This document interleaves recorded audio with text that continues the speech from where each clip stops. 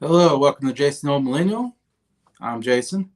Here I am doing another live stream here on May 13th on a Saturday. Kind of a last minute idea. I haven't done a live stream, I feel like, in a little while. And I haven't gone back to doing my top 10 favorite movies of a decade. I started this last year where I started with the 2010s, did my top 10 favorite movies from or 2010 to 2019, and gone down each decade after that. And I ended at 1970s last year, and I've been meaning to get back on this and continue my top 10 favorite movies of the decade. Hopefully, I'm going to go to the 1930s. Will be the last decade I'll cover. So, still got 60s, 50s, 40s, 30s. So, I still got like four more decades to cover here. So, it's something I really wanted to get back to because I really do love talking about my favorite movies of each decade. And even when we get further down the list, it's funner to kind of talk about these movies that maybe some people haven't heard of, or because they're getting older. The older the movies are, it's a good chance some people haven't heard of them or watched them in a while. So hopefully I can give some good recommendations here on some of these movies that maybe you don't know, I never heard of maybe or whatnot. Some hidden gems. Hopefully I can store you. Anyways, but yeah, hopefully my chat is working. Last time I couldn't see anybody in the chat, so so far no one's said anything. Hopefully it's working. I don't know how to figure out if it's not working, to be honest. But anyway, so yeah, I covered the 1960s. Still a great decade, of course, for movies. Some old classics that I really enjoyed watching, even when I was a kid, and I was a kid in the 1980s into the 1990s. And so there's still a lot of movies here that I grew up watching as a kid and have a lot of love for.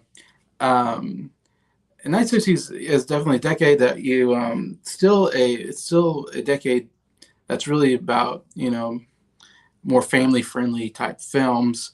We're still pretty big here. A lot of comedies. We're kind of getting into it. Definitely starting to change a little bit the film industry, especially in the late '60s. Definitely a huge change coming on, and into 1970s, definitely a lot more experimental. I mean, in 1960s, we're starting to get a little more experimental films. I think, of course, we're getting so many big things. In 1960s, it's such a huge decade. It's one of my favorite decades. I mean, of course, you got my favorite band, the Beatles, coming in 1964 to the United States, and they even do two movies or three. Well, I guess they do a couple, if you want to count Yellow Submarine in there and Magical Mystery Tour. But the two big ones um, are in here. The first two ones, 1964, 1965. So Beatles are in the movies. Of course, I know Elvis probably still do movies at this time, but his popularity is going down. Beatles are extremely popular. I mean, we've never seen a band this popular. It's Beatlemania. I mean, not just the United States, England, all over the world. The Beatles took over music and changed the music industry forever, where everybody that was coming in at that point wanted to be like the Beatles, and everybody kind of changed their sound to sound like the Beatles, I think, at this time. And we have this great British invasion that I absolutely love. A lot of great British rock bands come in, and also we get folk rock music with like the Byrds and stuff coming at the same time. So it's just a great time for music in the 1960s. Definitely, you're getting the hippies are starting to come around. So you got the hippie culture, the counterculture is starting to come in, really changing things around. The drug culture is starting to get really popular here in the 60s. And that definitely, I think, helps towards getting more experimental films going at this time. To me, it's one of the biggest franchises of all time starts here, and that's the James Bond franchise. Starts in 1962 with Doctor No, with Sean Connery playing the James Bond character, and we get some classic James Bond movies here with Doctor No, From Russia with Love, Thunderball or Goldfinger, Thunderball, and You Only Live Twice. Um, and to me, it's the first action franchise with you got a guy shooting people and cool gadgets, cool cars. I don't know. I don't think we really got anything up to that level up until 1962. So to me, I don't know. That's just my opinion, but I feel like James Bond really started the action franchise that we know today. Like we wouldn't have John Wick, I think, without James Bond. In my opinion, in 1962, it really started that. Of course, the spy genre gets really big at this time. The Russians, of course, are always the bad guys because we got the Cold War going on. So that's a very popular subject, us against the Russians. So yeah, I think that's definitely a very influential film, the James Bond movies. We get more of that into the 70s, of course. Still, like, I think Disney is definitely still, to me, it's like at the peak almost at this decade. We get so many great classic like Disney live action movies. Disney live action movie started in 1950 with Treasure Island, and they did a lot of literary adaptations at that time. Definitely coming up some really good ones here. Of course, Mary Poppins, the only Disney live action movie, maybe to this day, that has gotten nominated for Best Picture. So, which is a pretty big deal because they're known as just kind of these, kid fluff movies. But Mary Poppins really, really resounded with the audience overall, and even Julie Andrews wins Best Actress for playing Mary Poppins. In fact, um, you also get Sound of Music in 1965. It's probably the biggest movie of the 60s. I think it broke the box office record at the time. I want to say it was the biggest box office movie of that decade, I believe, if I remember right. And yeah, huge Best Picture, wins tons of Oscars, I believe, at that Oscar ceremony. So that was a huge one. You got four, or that's not a Disney movie. I was talking about Disney movies, and I got into musicals because I talked about Mary Poppins. So I apologize. I was talking about Disney. But Disney had stuff like Swiss Family Robinson, which was pretty big. You got the Ugly Dachshunds, which is a movie I watched recently on Disney Plus. I really like. The Absent Mind Professor, with the sequel dealing with Flubber. That's a good one. Pollyanna, 1960, classic one with Haley Mills. The Parent Trap, another great classic with Haley Mills I used to watch as a kid. And The Love Bug is just some of the big Disney movies coming at this time. Um, anyway, so Disney was really big, I think, in live action at this moment. Besides the animation, not as big, I think, but the live action definitely was at the peak almost. Into the 1970s had a lot of good Disney also live action movies. I was going to say musicals. It was definitely a really good decade for musicals, and I'm a guy who likes musicals, so definitely appreciate that. Like I said, Sound Music was huge, won Best Picture. My Fair Lady won Best Picture in 1964. Um, and Rex Harrison won Best Actor. We have West Side Story, 1962, wins Best Picture. It wins like 8 or 9 Oscars. It's like one of the biggest Oscar winners of all time. Wins Best Supporting Actor and Actress in there, besides picture and director and all that. It definitely one of the biggest musicals of all time, and of course, it's a bit of a adaptation of Romeo and Juliet, but pretty big there. And then you got Oliver in 1968, I believe, won Best Picture as well, which is kind of an odd one. That's not when you think about as much, but yeah, it was another big one. And like I said, Mary Poppins was huge as well in the 60s, and it's probably other ones I'm not thinking top of my head, but definitely a good decade for musicals. Like I said, I think you definitely are getting some counterculture movies, some more mature movies we're starting to ease our way out of just only doing family friendly films, starting to do a little more mature films. I mean, I would even say Psycho in 1960 was such a game changer as far as what we did with the thriller genre. I mean, we're talking about not only do we have like a murder scene, I'm spoiling these movies, I apologize, but not only do we have uh, a girl getting stabbed in the shower. That was pretty violent for the time. Still pretty violent uh, uh, scene and a classic one there. But you deal with cross dressing a little bit. Again, I'm spoiling this, but the main character, Norman Bates, is pretending to be his mom or is channeling his mom and wearing his mom's clothes. So there's definitely some weird kind of like cross-dressing stuff that was probably definitely not something talked about in the 1960. I mean, the very beginning of the 60s. So definitely doing some more mature ideas that we haven't seen before, which I'm kind of surprised they got that movie through. I'm surprised the censors didn't shut that movie down when I think about it. But then we really get there. Well, I heard the movie that really changed things was Who's Afraid of Virginia Woolf, and I think it came out in 1966 or so, where it's a movie that they do some cursing. I mean, you don't really curse ever in movies at this time in the 1960s, and so it was one of the first movies where I think they had a couple of curse words in it, and some mature ideas, a lot of infidelity, drunkenness, and all this. And so it definitely was, from what I've read, it was definitely a film that kind of changed all that. And then you got The Graduate in 1967, I believe, and that was definitely a very mature movie dealing with having an affair with your friend's mom, and it dealt with, uh, I mean, he's an adult, he's a college kid, but or he just graduates from college, so he's young 20s, and he's sleeping with, a woman, that's uh, much older than him, somewhat, middle aged or whatever. So that's definitely in that whole thing. And there's almost some like brief nudity in there, so that's definitely was a big deal at the time, I think.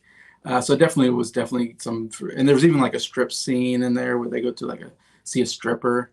Yeah, so definitely was pushing the genre there. You got uh, uh, sorry, I'm seeing I got some comments, so I'm glad I got some comments this time.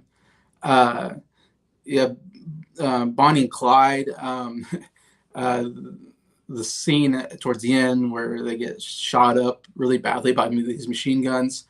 Very, very violent. And there's a couple of times when people get shot and there's a lot of blood.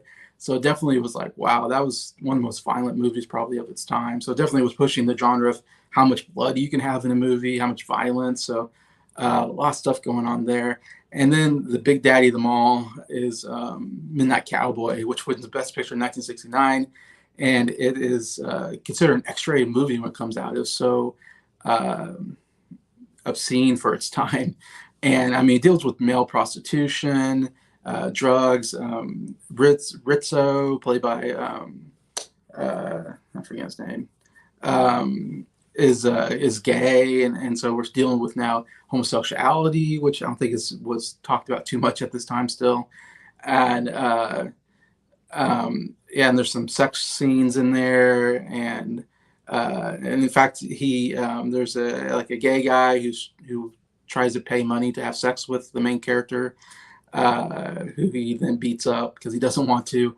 So yeah, it's definitely some very mature ideas coming, definitely pushing the boundaries. I mean, went way past the boundaries at the time of what you can do in movies, and like I said, to be X-rated and all that. So definitely everything was changing in the late 60s.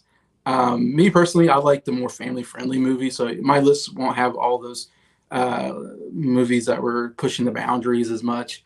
I mean, I guess a couple maybe, but for the most part, they're more family-friendly films that I really enjoy at this time. Of course, sci-fi was definitely starting to pick up, definitely more in the 70s, but 60s, I mean, because you had Star Trek on TV in 67 around that time.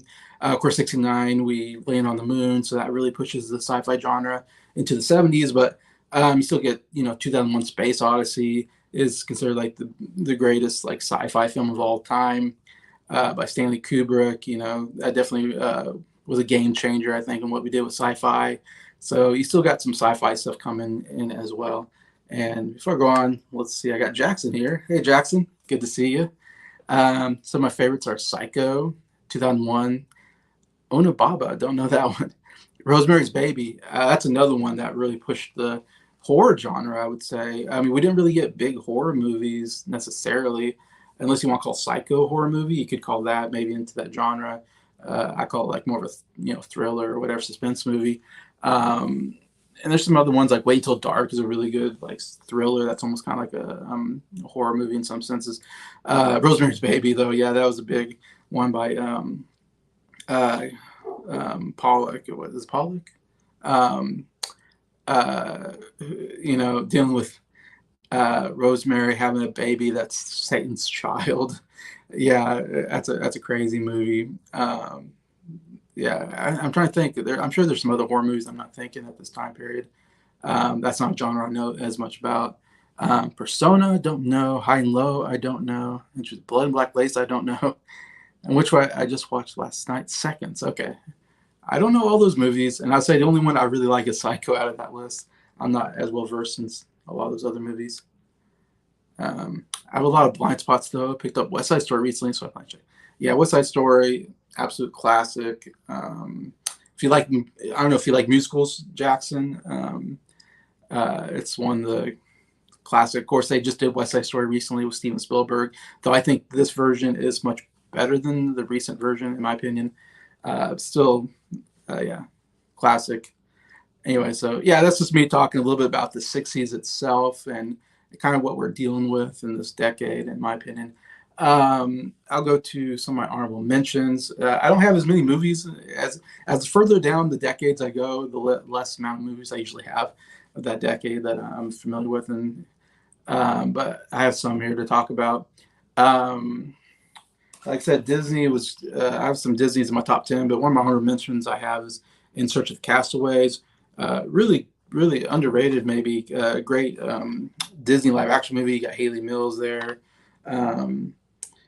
George Sanders, Maurice Chevalier, or how you pronounce it. Really good French actor. Directed by Robert Stevenson, who does like a lot of the great uh, Disney movies at this time. But yeah, really good action adventure movie with these kids trying to find their dad, and they go to different travel to different areas. Up in the snow-capped mountains. They're in a forest area, or whatever, in the desert. They're on an island. Yeah, really really fun movie. Still works for me. Like I said, Absent Minded Professor is an excellent one. I don't have that one at the moment. That's another excellent live action Disney. I put in my honorable mentions. Um, like I said, James Bond. I'm a big James Bond fan, though I'm not as big of the Sean Connery genre or John era. I'm a big fan of the Roger Moore in the '70s era. It's probably my favorite, but definitely one of my favorite James Bond movies has got to be Goldfinger. I mean, that's to me, that's when James Bond almost like really starts. That's where they really developed the James Bond formula of like what makes a James Bond movie unique and different than any other movie. And yeah, it's definitely one I keep going back to. Absolutely love Goldfinger. Like I said, I got Doctor No. Doctor No's not as good. It's the first movie, but they definitely don't have the formula down. I don't have From Russia with Love is one I need to get. It's a decent movie. There's some good stuff there. The fourth movie, Thunderball, I do have that one, but I think it's a weaker movie. It's not one of my favorites. Again, like I said, Sean Connery, not as strong in this era. He did 5 James Bond movies in the '60s, and I will recommend You Only Live Twice. The fifth movie that he did in this time period. It's still you got that great volcano lair, and you get uh, what's his name, Blofeld, played by Donald Pleasance, a great villain. And he finally they always hint at Blofeld being the head of Spectre, but you don't see his face really until this movie, which I think is great. I like. I wish we could have got more Donald Pleasance. Blofeld's a good villain. Anyways, but I love that last scene with the volcano and all the ninjas are coming down. As a kid, man, there's nothing better than ninjas. Like when I first watched this movie as a kid, and I was like, oh my gosh, ninjas are, coming down in ropes and starting to fight the bad guys. Really was like the first, I think, time we saw ninjas in movies in America. It wasn't a big thing yet. It would become a bigger deal. But yeah, those are some of my favorite James Bond movies at this time. Like I said, my favorite band of all time is the Beatles. They did 4 movies in this time, I guess. He started with A Hard Day's Night, which is my favorite of the Beatles movies. Doesn't quite make it into my top 10. It's almost like more of a personal. I mean, definitely has a personal, or I saw it as a kid and definitely have a lot of nostalgia for watching this when I was growing up, and I really got into Beatles, and it's such a fun movie. It is really silly and kind of stupid at times, and the Beatles aren't really actors, but they do a decent enough job doing kind of the funny dialogue and stuff like that. And there's a lot. There's some of the humor doesn't work, some of it does. It's kind of a mixed match, but I still have some love for it. In a sense, but I recognize it's not a good movie, really. But now other Beatle fans are gonna like hate me for saying that because a lot of Beatle fans are probably gonna put this in their top 10, which I totally get. Like I said, it definitely has some love for me or some personal love for me as well. But I recognize if you're not a Beatles fan and you watch this movie, you probably would think it was stupid. I get that. Even worse is Help. Came out in 1965. Of course, these are great albums as well that I have. This is very, very stupid and silly. Um, they definitely really tried hard for the comedy. And again, comedy kind of works sometimes. Sometimes it's a little too silly of a comedy. It is fun though. I mean, still, it's like the Beatles on screen, so it's still fun to see the Beatles. There's some really interesting ideas in there. Like I said, some very uh, I want to say it's like the Peter Sellers type of humor at the time, and they definitely did some wacky things, some experimental things here, I think, uh, and all that. The music is absolutely amazing. I mean, the reason to watch it is to see songs like "Help" and "You're Gonna Lose That Girl" and "Ticket to Ride" and "You Gotta Hide Your Love Away." I mean, some of the best music ever. So it's almost worth watching just to see them play those songs and all that. Of course, we got the Magical Mystery Tour, which is really a terrible movie. Though you do get "I'm the Walrus" and "Fool on the Hill" and Magical Mystery Tour. There's still some pretty good songs in there, but it's a mess of a movie. It's not one I don't think I'll own. And then you got Yellow Submarine, the animated movie, which I almost don't really consider it a Beatles movie because it's animated and the Beatles don't even voice their own characters. They're voiced by voice actors. So I mean, you get some Beatles music, of course. Most of it's not too new. It's Beatles music from other from other albums and stuff. And the new stuff they do put in isn't particularly that good. So um, and it's really bad animation. I think the animation is just really terrible. It's very slow moving at times. The parts of the Beatles are good. When they go away from the Beatles and it's about the Blue Meanies, it's like really boring, and I don't care for the Blue Meanies. That's a weird, and there's a lot of weird stuff in that movie, but definitely was getting more into the drug psychedelic era with that movie. The Beatles show up after the movie at the kind of at the end, I guess right before the credits, right at the end of the movie. They have a little bit of cameo, but that's not enough for me to really call it a Beatles movie. So I have a hard time. To me, Help and Hard Day's Night is really the two ones you need to watch out of the Beatles. It was still a pretty good decade for John Wayne, one of my favorite actors. Did some big ones. One of my favorites is The Man Who Shot Liberty Valance. Barely misses out in my top 10. It's one of my favorite John Wayne movies, and that's John also has Jimmy Stewart, another favorite actor of mine. And it's like, and Liberty Valance is the bad guy. I forget the name. The actor who plays him is really good too. I mean, three really good actors, all Oscar-winning actors in there. It's a John Ford movie. John Ford's one of the best directors ever. It's a great idea for a story. Someone shoots Liberty Valance, and there's a question of who did it, and whoever did it gets to be the hero. And the idea is that should we let someone be the hero even if they maybe didn't shoot the person and take the limelight, but yet they use the fame to do good stuff. So you let it happen. There's a pretty good uh, conviction there and interesting ideas there.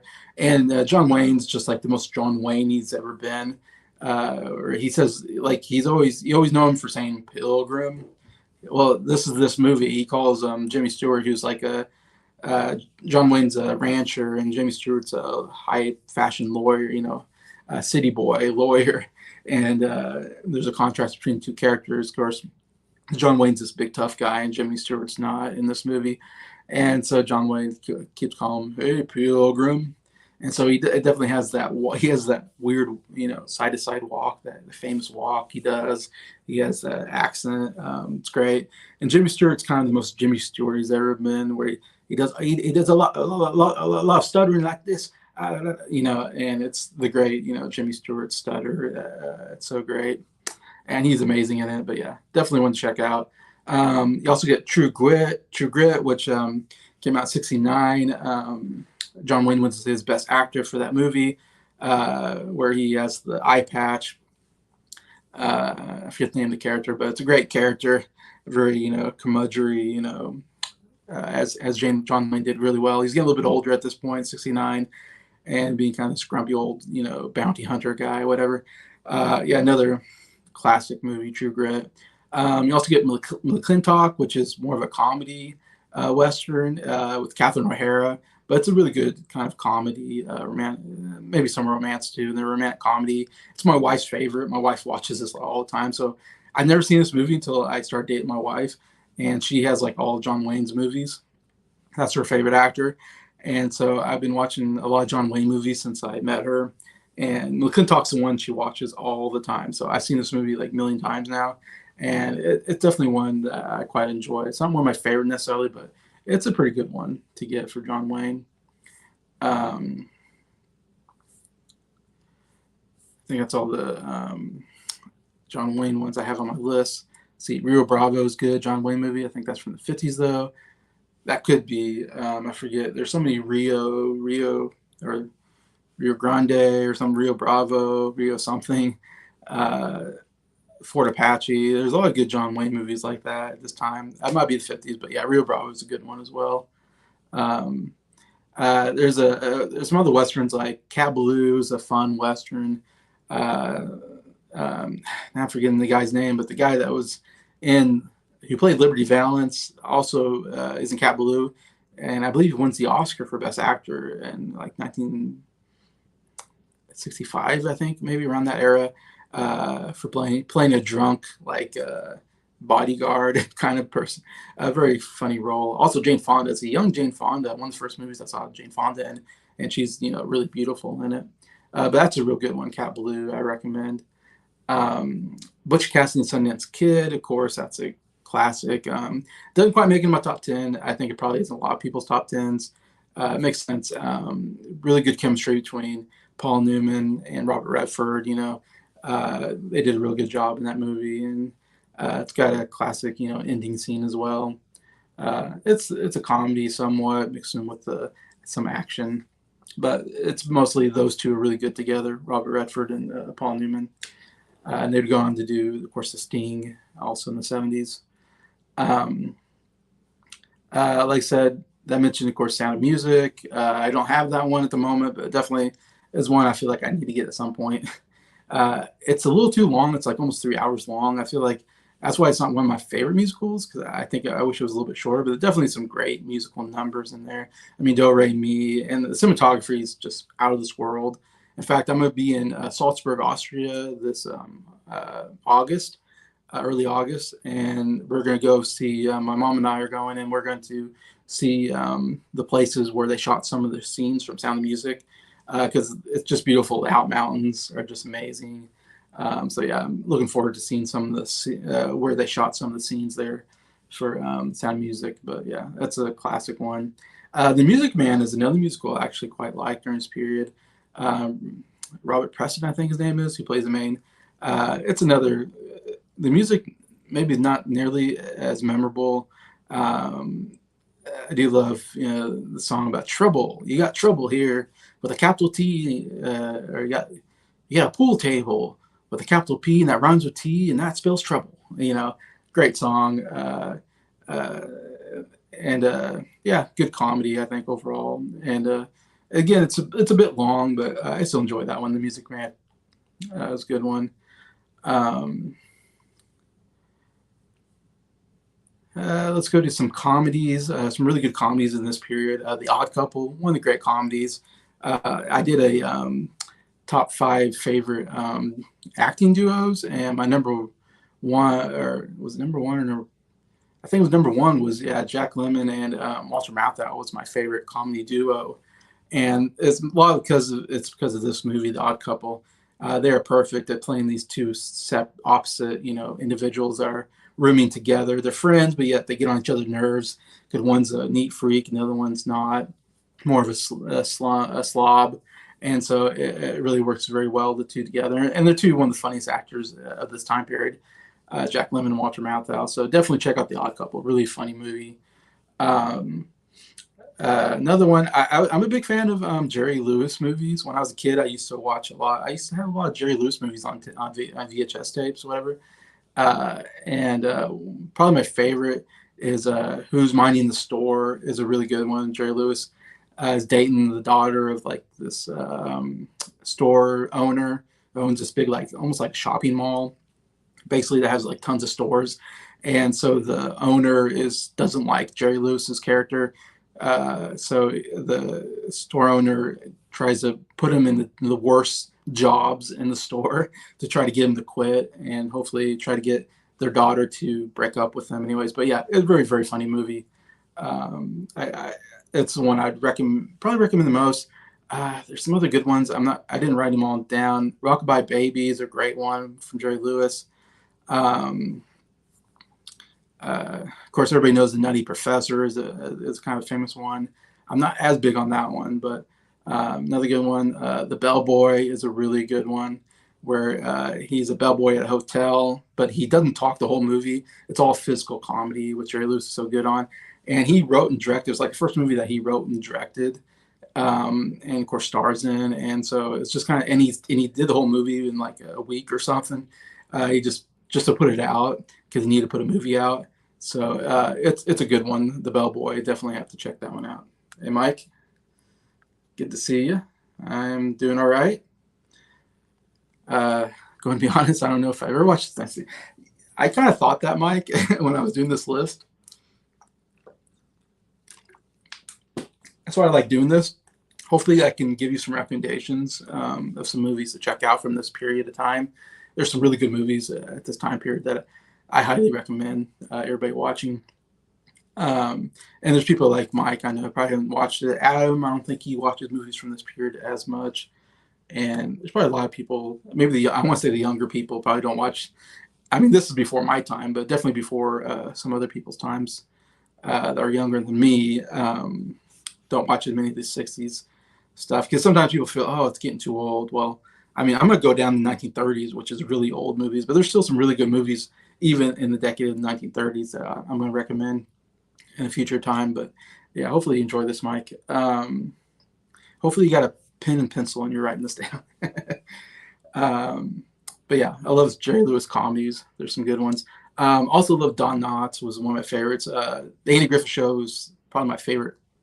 I mean, it is my favorite TV show of the 1960s. I grew up watching the Andy Griffith Show. I absolutely love the Andy Griffith Show. And Don Knotts, who played Barney Fife, was my favorite character and one of my favorite characters of all time in any sitcom, whatever you want to call it. Just great physical comedian. And he did a number of movies also in the 60s. He's pretty big. One of the big ones is the Ghost of Mr. Chicken is a classic one. My parents love that movie. I grew up watching that. The Shakiest Gun in the West is another pretty good one.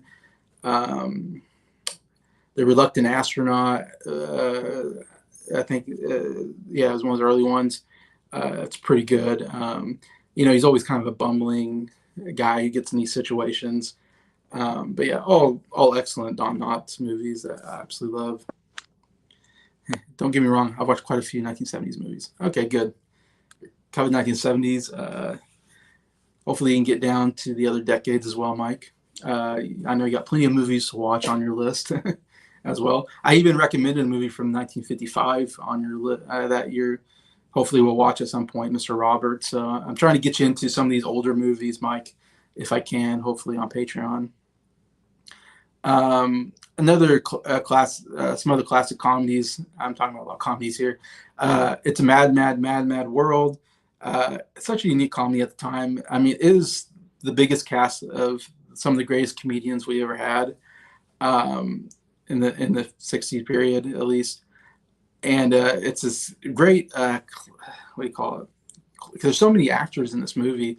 It's a real great, collaboration because there's no one main actor, really. They kind of all take turns getting screen time. And it's a pretty long movie. I'd say it's probably too long, but still it's got some good comedic moments in there. And I love the performances.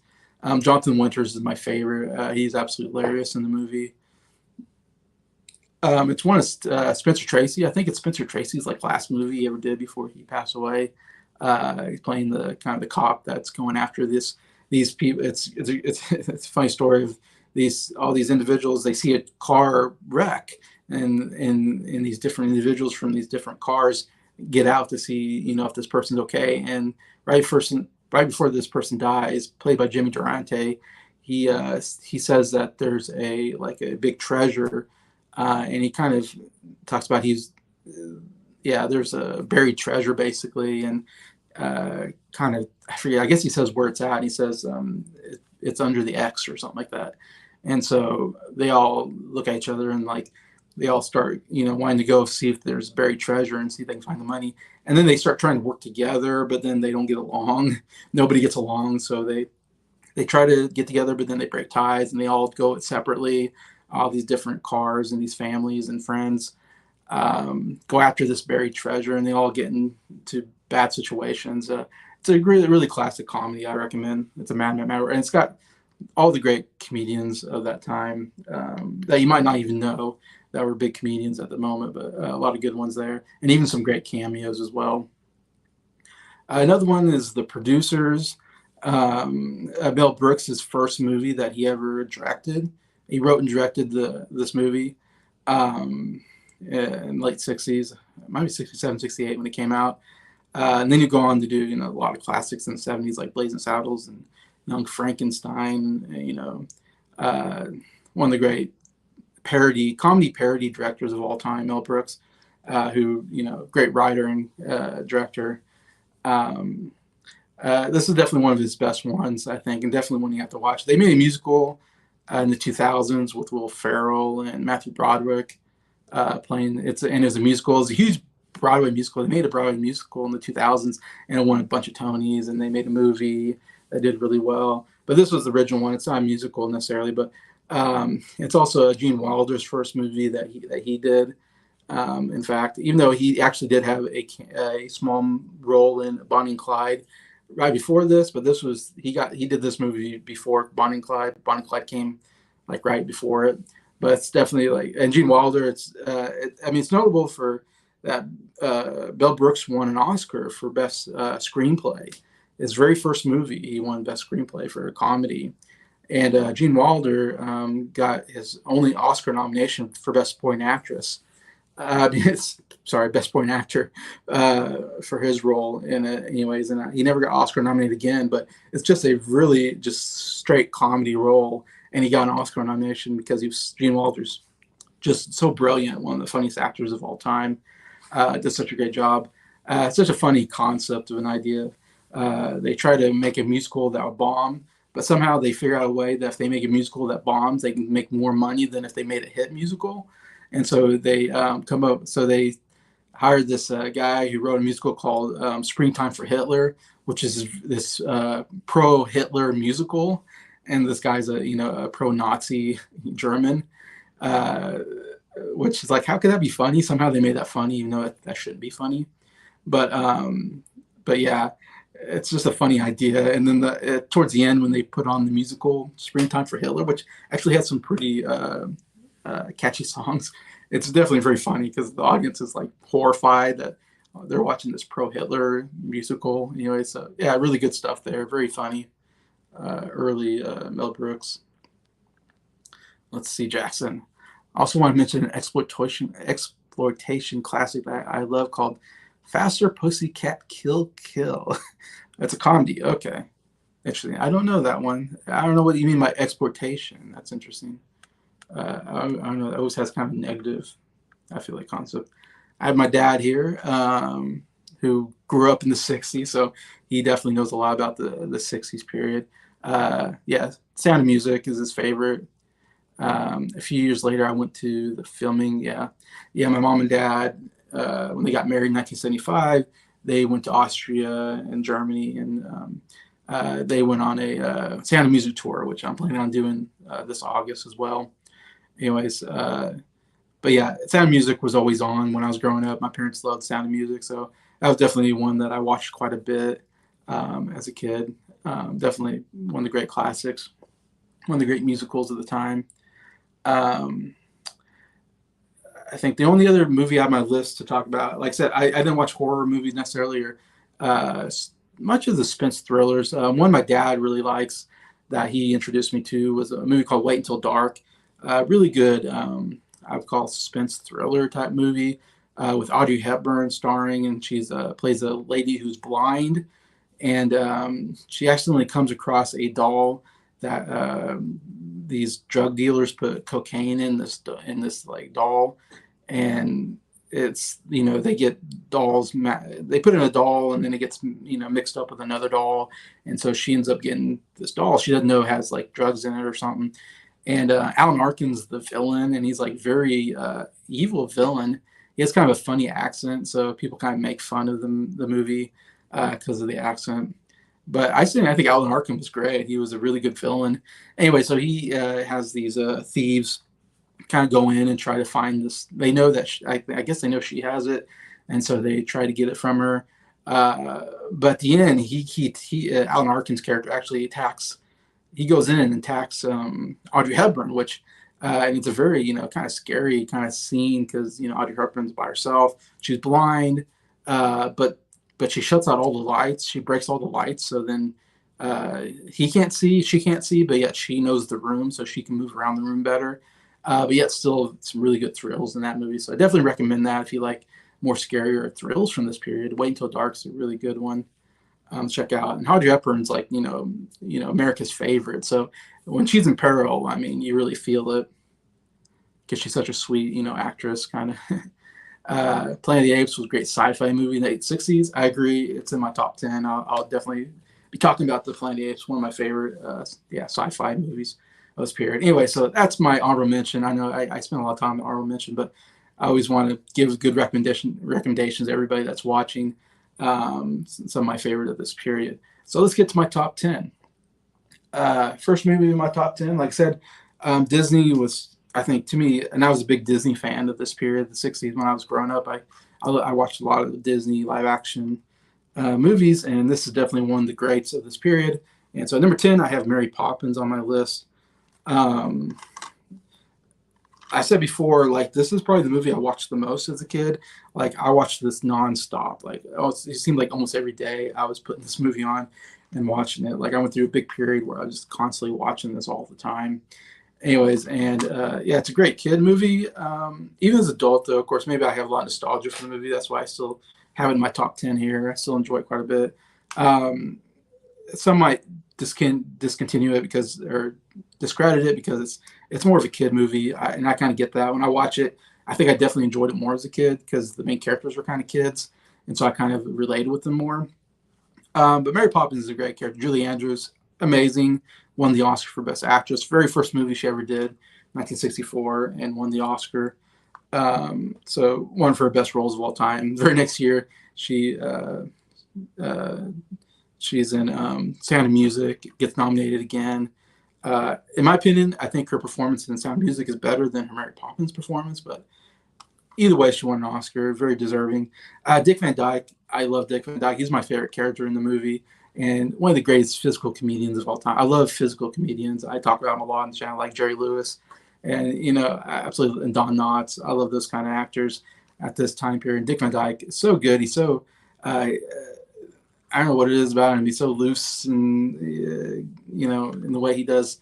He has long legs, I think, or something. And the way he does simple things are just so funny. A great face. He makes great faces as well. He has this great Cockney accent. I always love impersonating. When I think of English people, I always want to go, "I'll sweep your chimney, I will, I will." It's great. Hello, governor. I love that kind of stuff. People make fun of his accent. I absolutely love it. It makes it kind of funnier.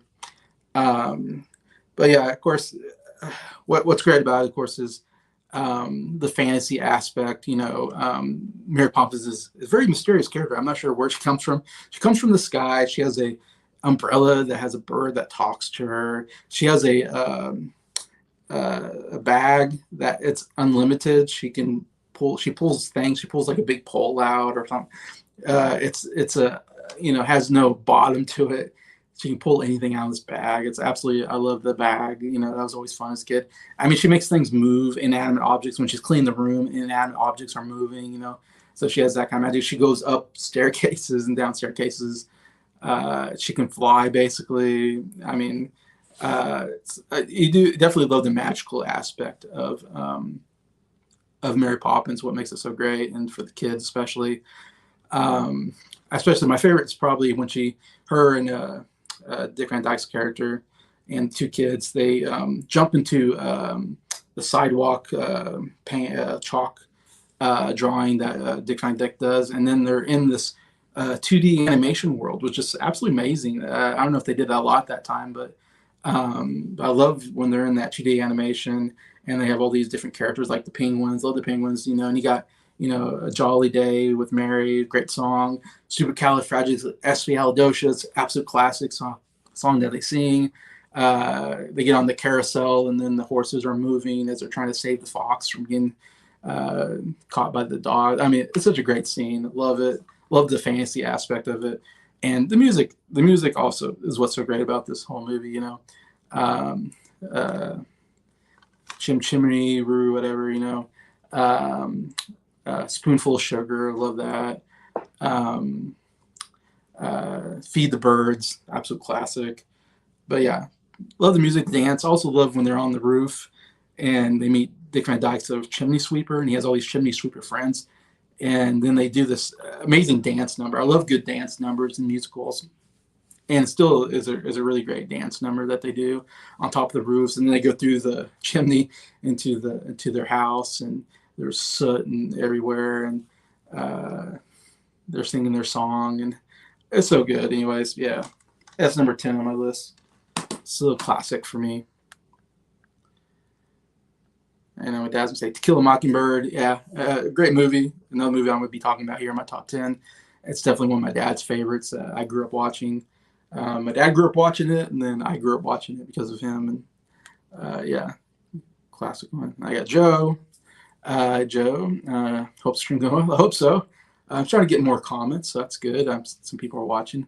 Hopefully, people aren't turned off by the 60s period, and we'll hopefully watch some of these movies I'm recommending. Can't even name a movie from the 60s at the top of my head, but what's your thoughts on the movie Gone with the Wind? It's your wife's favorite movie. Oh, okay. Whoops. Oh no, I pushed something. Um, yeah, like I said, so many good 60s movies. Hopefully, you recognize some of these movies like Mary Poppins, Joe. Hopefully, you know that one. But yeah, hopefully, you're listening in some of these classics I'm mentioning. Gone with the Wind, that came out in 1939. So, I mean, that's definitely one for the 30s period, decade. I'm not a fan of the movie. It's interesting. I don't know if girls like that movie more because I feel like my sister likes that movie more than I do.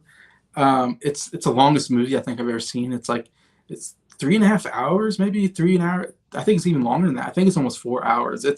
I think I saw it one time, and that was about it for me because it is so long. And yeah, it definitely is had some good stuff to it. Like the cinematography was still pretty amazing for that period of time, and there's some really good shots in there. Obviously, it's the biggest movie of all time. I think if you take for what do you call it, inflation, I think it's still the biggest box office movie of all time. If you don't take in for inflation or whatever, or you take in inflation or whatever. So definitely huge, huge, huge movie. I think it had the most Oscars at the time. I mean, it won tons of Oscars that year. Of course, Best Picture, Best Director, Best Actress for Vivian Lee, Best Supporting Actress for what's her name?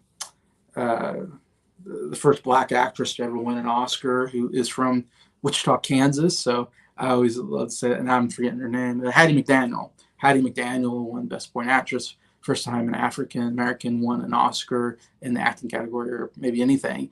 And she's from my home state, Kansas. So I'm always happy for her, and always happy to see her in movies representing Kansas, breaking boundaries.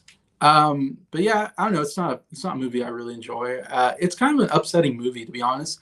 There's a couple of people that die during the movie that I find very upsetting, and it's a really depressing movie. It ends kind of on a really depressing note, to be honest. And I like more happy movies, I guess, and um, yeah, more. I like movies with happy endings, and I would say that does not have. I don't think that really has a happy ending, in my opinion. And you hate the Vivian Lee character, Scarlett O'Hara. Terrible character, real jerk the whole time. I do like Clark Gable. I think is really good as Rhett Butler, and I think he should have won the Oscar for Best Actor. I think it's his best performance he's ever done. He already won an Oscar by this point, so he didn't get here. But yeah, of course, 1939 is like considered the greatest greatest year of movies. So many good ones. Definitely talk about that when I get to 1930s. But yeah, thanks for the question, Joe. Hopefully I answered it. It's painfully long.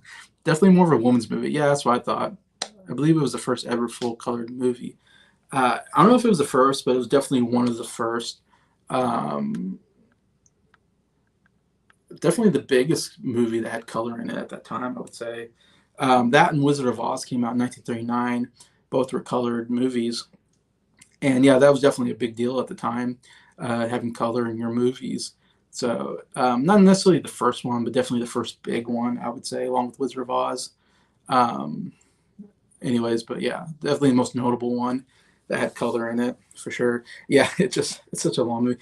Yeah, I think, and I'm saying my younger sister I know read the book as well. I know it's a really popular book, and that's why they adapted into a movie, and it was a popular movie because everybody loved the book, so they were waiting for the movie.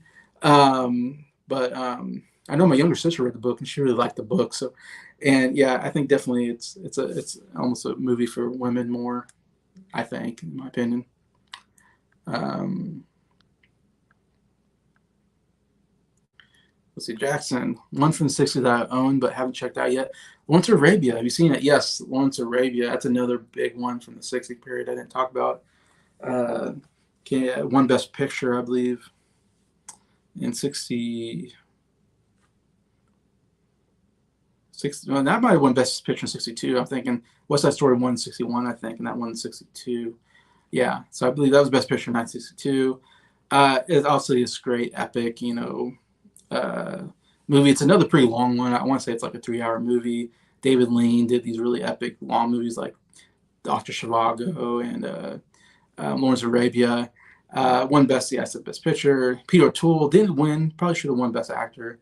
No, maybe shouldn't have. Actually, I know who won Best Actor, I think, and they deserved it. But obviously, Peter O'Toole's like biggest, one of his first early roles, I would say, and maybe his first one almost. And it was definitely his biggest role of all time. Uh, Playing the T. Lawrence, whatever, based on a true story. Of course, they're in Arabia. There's like these great, the cinematography is great, a lot of great, these sand dunes and stuff. The musical score is really good. To me, it's really a boring movie. Like, it's not a favorite of mine. Yeah, I've seen it once and never really cared to go back to it. I don't know. It's never been a favorite of mine. I don't really like long, boring movies. It's never been kind of my thing for the most part. Except I like Ben Hur, and that's like a 3.5 hour movie. That's a long one, but I think it's a really good one. But most time when they get to 3 hours, it's hard to keep my interest. Yeah, it's not my favorite, but yeah, definitely one of the big ones of the '60s. Joe, I have seen Mary Poppins. Okay, good. I was thinking, hopefully you've seen Mary Poppins. That's Everybody should see Mary Poppins, especially as a kid. If you can recommend one movie from the '60s for me to watch, what would it be? Joe, I really want you to check out Wait Until Dark. I think it's a really good suspense thriller with Audrey Hepburn, Alan Arkin, and you like horror movies. And this is not a horror movie, but it's got some great thriller suspense in it, Joe. So check out Wait Until Dark is my recommendation for you. See, Jackson, I think I'm partial to the bleak endings. Some of those really appeal to me. I know because we talked about that, Jackson, on Z Talks. You're like, oh, I watch these really depressing horror movies or whatever. Really horrible stuff happen in these movies, and like you seem to like it. And I'm like, man, I can't take those kind of movies. Like, I won't be able to sleep at night. I get depressed when I watch those kind of movies. That's just me. I like being happy. I like to. Uh, uh, I like to feel happy at the end of a movie for the most part. Um, Thank you, mate. Love a good thriller. Okay, cool. That's my recommendation because it's not a really well known movie, but it's almost like a hidden gem movie that yeah. If you like yeah, thrillers, that's a good one. All right, so number 10 was Mary Poppins. Number 9 is a movie I don't own. One I need to get, but I've mentioned it. It's one of the big musicals, and that is West Side Story. Came out in 1961. Like I said, Best Picture. I know one Best Supporting Actress for Rita Moreno, Best Supporting Actor for the actor there. His last name was like Chocolates or something like that. Not an actor I know very well, but it's a great story. Of course, they got the Romeo and Juliet. This time it's the Jets and the Sharks, and to the American gang and then the Puerto Rican gang.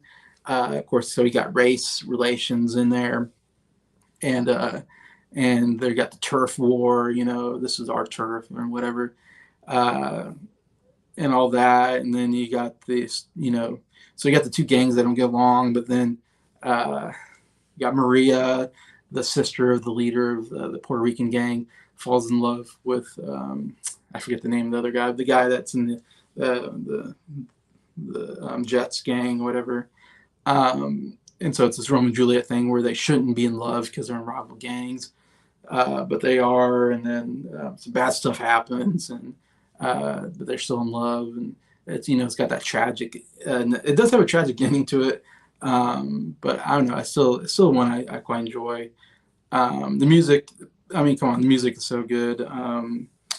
Uh, you know, uh, what's it called? Someday or something like that. Great one. I love Oster Krumke is one I've always really enjoyed. It's a funny song, but really, really well. Really love the lyrics. Really well done. Keep it cool, boy, real cool. The whole scene's great.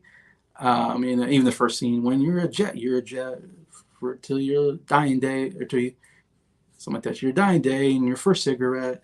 It's a good opener. Maria, I fell in love with a girl named Maria. A good one. I feel happy. Uh, Tonight, that's the song. Tonight. So good. And maybe it's like somewhere. Blah, blah, blah. Anyway, so many great songs in here, and also somewhat unique style, I think. The dancing is so good. There's so many great dance numbers. The music is so good overall. The musical score, very unique, I think. And yeah, all these great. They don't look like the most intimidating gangs, in my opinion. Like, I wouldn't be like scared of these gangs so much, but boy, they can dance. There are two gangs that can dance very well, though. You don't get too many gangs that have great choreography dancing, and and be able to do these very pirouettes and all kinds of stuff. So I credit those gangs for doing their work on dancing, for the streets. But yeah, so all that is really great. It's overall, classic story.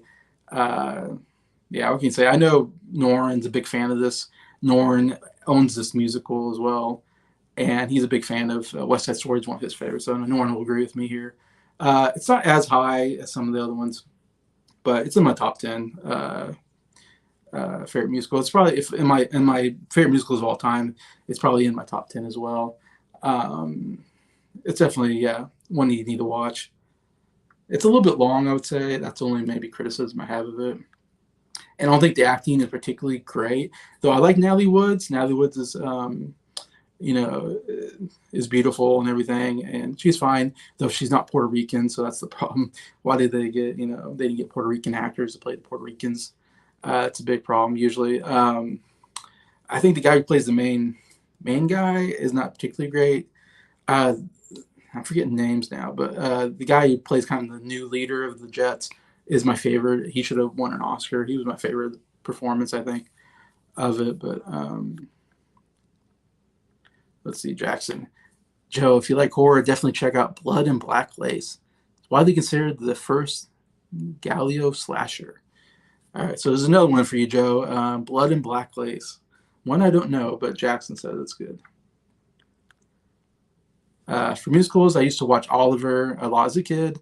Not sure it was the best picture worthy, but it's good. Oliver Reed as Bill Sykes is perfect. Yeah, I like Oliver. I don't watch it a whole lot. It's definitely one I've seen as a kid, though. Yeah, Oliver Reed was scary as Bill Sykes. It's got some good stuff in there. Of course, I love the "Please, sir, can I have some more?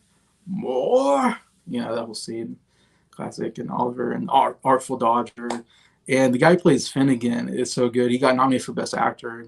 I just saw him in another movie, in fact, just recently, and and I looked him up. I was like, oh, that's Finnegan, or whatever, from Oliver Twist. Like, really good actor. I think I saw him in another. I was watching a Disney movie, and he was in it, a live action Disney movie. But yeah, Oliver's a decent musical at that time. I'm not a big fan of My Fair Lady. That's one that's big. That one Best Picture. I find that to be pretty boring. I might need to rewatch that again. And Audrey Hepburn. I like Audrey Hepburn. She's one of my favorite actresses of this period. But I know I've never gotten to My Fair Lady that much. All right, number 8 on my list. This is another one you need to watch if you haven't seen it, Joe, and that is Psycho. one of the Alfred Hitchcock's. It's my favorite Alfred Hitchcock movie. It's one of the great, I think, thrillers, suspense thrillers of all time. Uh, Even though it's a little bit slow moving at times, I have to admit, there's some great moments though in here, and some shocking moments. Like for that time, and even when I watched it as a kid, I remember being pretty shocked by it. Even so many years later. And like I said, it came out in 1960, and yet had some pretty crazy stuff happen. I mean, you're dealing with serial killers, which isn't a subject I don't think they dealt with too much in the 60s, especially not in the 50s. And now you're just getting the 1960s. So you're dealing with, multiple personalities, serial killing, cross-dressing. I mean, definitely, doing some stuff that we see more now today in movies and TV. But at that time, I think it was pretty new and groundbreaking, and still works for me. I still am a big fan of this movie, and definitely, yeah, Joe. If you haven't, hopefully you've seen Psycho or you know about Psycho. That's a classic one of this period. Anthony Perkins, I believe his name is, who plays Norman Bates. Yeah, Anthony Perkins is so good. I mean, so creepy. He's kind of seems like a nice guy, but yet you see there's a little bit of a craziness behind the eyes. He does it so perfectly that you kind of go, yeah, I can see this guy's kind of a creepo. Of course, he even like watches her as she like undresses in her room. So definitely got some problems there. Obviously, got some mom issues uh, galore. Very, very bad mom issues. But he is so good. I think he should have been nominated for an Oscar. I think that's a missed up that he didn't get some more recognition for that role because he's so good in it. Of course, Janet Leigh is one of the biggest twists I think we've ever seen in a movie, where Janet Leigh looks like the heroine, the main character. And I'm spoiling the movie for you, so hopefully you know what happens. But she's the one that gets stabbed in the shower. It's a classic, so good when they hit those violins that, and the musical score is so good. I love listening to this musical score. The dun dun dun dun. So good. Like it's I mean, definitely the music definitely makes you go, oh my gosh, something bad's gonna happen. It's definitely great, suspense music. And they hit you that bump bump bump bump, and right when he stabs her in the shower, and that scene still is. I'm amazed at how they did that scene, because they had to edit it to where you don't see her naked. She's naked in the shower, but yet you see body parts, very fast glimpses of body parts, but yet you don't see any nudity. Of course, you couldn't do that, but yet you're still like, oh wow, like I'm seeing a naked woman, and she's scared out of her life. Great scream out of her, and you don't exactly see her getting stabbed, but you see him like doing the stabbing motions. You kind of see the knife as it's hitting her. So I mean, man, it's incredible editing, like one of the best editings I've ever seen. And then her, laying on the bathroom floor or whatever, and bleeding out, and her eyes are, dead because she's dead. I mean, such a creepy scene. Done so well. That's what I think. Hitchcock's, yeah, one of the great. Obviously he's the like king of thriller, or whatever, the Godfather of thriller, whatever you want to call it. Uh, Definitely push the boundaries of what you do there. And this is kind of late after Hitchcock, because he started like in the 30s. So you're talking about he's already been in the business for 30 plus years, and he's still coming up with this kind of stuff. There's also some other great scenes, like I love this detective guy. He's like a private investigator, goes to the house to see, he's trying to figure out, what happened to the money that Jet Li's character takes. And there's this great shot where it's an overhead shot, and he's walking up the stairs, and all of a sudden, out of the corner comes Norman Bates, dressed as mom, just comes out and stabs him. And oh my gosh, it is such a well done scene. That kind of good jump scare. It's like one of the first maybe jump scares in movies that I think I've ever seen.